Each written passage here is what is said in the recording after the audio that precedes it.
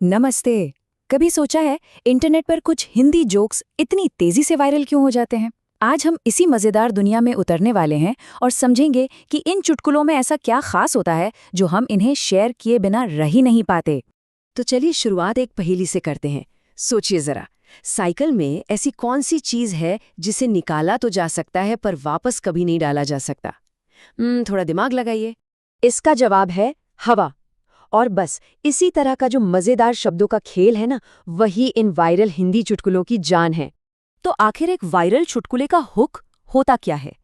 आइए इसको थोड़ा और करीब से समझते हैं कि ये इतने शेयर क्यों होते हैं और ये हमारे समाज के बारे में असल में क्या बताते हैं।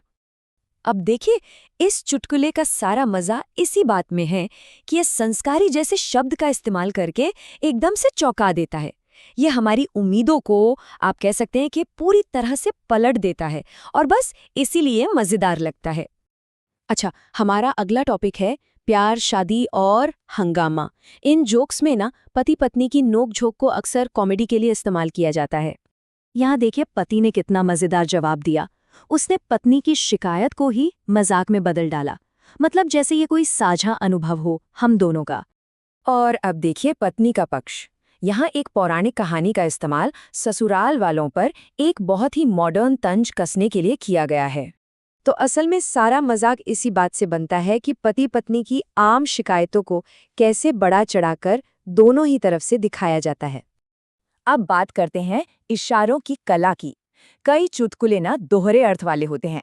वो शब्दों के खेल से उन विषयों पर इशारा करते हैं जिन पर खुलकर बात नहीं होती।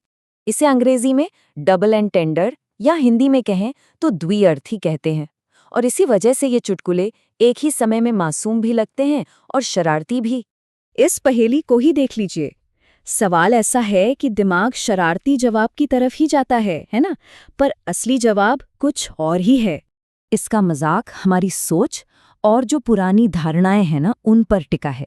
एक शरारती सवाल का इतना सीधा और इतना अनएक्सपेक्टेड जवाब ही हंसी दिलाता है। ये तो गलत दिशा में ले जाने का एक बेहतरीन उदाहरण है। पहले पूरी एक शरारती कहानी बनाई जाती है और फिर अचानक से एक मासूम सच्चाई सामने रख दी जाती है। अब बात करते हैं रूढ़ियों की लड़ाई की।